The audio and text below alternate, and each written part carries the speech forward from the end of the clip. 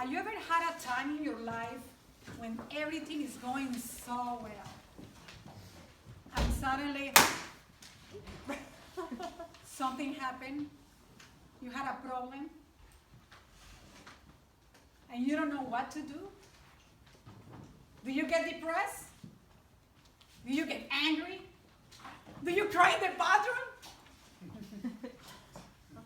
Today, I want to share with you how you can fake it until you make it. This message is not about lying. It's about to believe in yourself, step out of your comfort zone, and be creative. Fellow Toastmasters and honored guests, it's 1996 in Colombia, one of the most dangerous times in history. I can hear the bombs from my bedroom. One day, I am studying to pass the test to graduate with a master's in international business when I hear, if you don't send me $6 million, I'm gonna send you your brother's finger. And your daughter will be next. That is the conversation my father is having with the head of the guerrillas, negotiating the life of my uncle who has been kidnapped for a year in the jungle.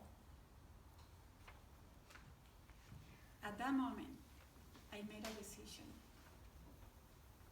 I had to leave my family, my friends, my job, and my beautiful country.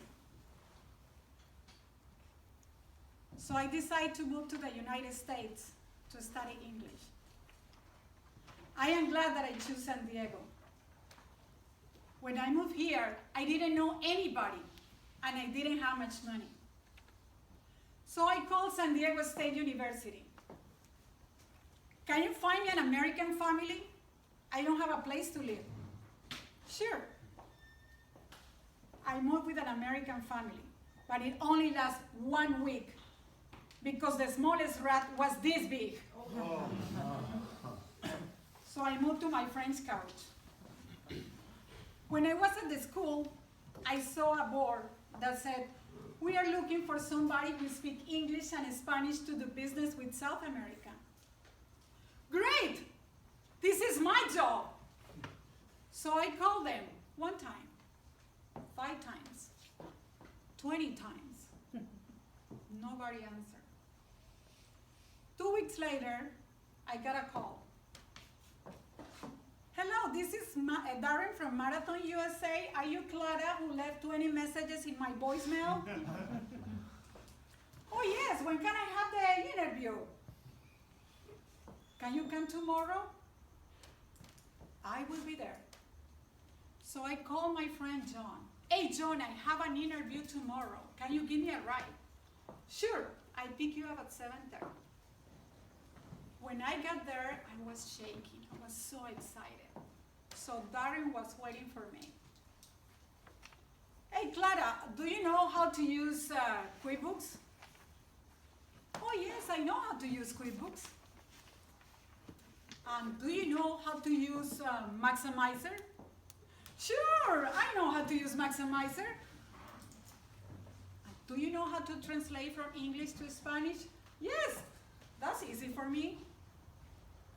Is that okay if I pay you $6 an hour in cash? Perfect! Can you start on Monday? I will be here. When I left the office, my friend was waiting for me. Clara, how was the interview? I got the job! You got the job in your first interview? It took me 20 interviews to get the job, and I am an American. How do you do it? He just asked me a lot of things about QuickBooks and Maximizer, and I have no idea what he was talking about. But I'm gonna fake it until I make it. I need the job. But how are you gonna work if you don't have a car? No problem, I take the bus. It's gonna take you 3 hours. I wake up early. So we went to his house and we found a note that said, hey bro, you need to find a roommate. I'm leaving to LA. So my friend asked me, do you want to be my roommate? Perfect. That's how I learned my first lesson. I had to step out of my comfort zone. I got a bicycle, and it took me an hour and a half each way to go to my job. Then I learned my second lesson. I had to be creative. So I asked my boss to get the manuals of QuickBooks and Maximizer, and I took them to the bathroom. I was crying, my goodness, what I'm doing. So I was reading those manuals with a translator that I got from Radio Shack. Then when my boss asked me to translate something, I sent a fax to my friends in Colombia, and they sent me the faxes translated. So when my boss arrived, everything was ready for him. Finally, I had to believe in myself. After 6 months, I tripled my salary. I got a work permit and health insurance. So the next time that you have a problem and you feel that everything is working fine in your life, and suddenly you got a problem, remember to believe in yourself, to step out of your comfort zone, to be creative, and always, always, always fake it until you make it.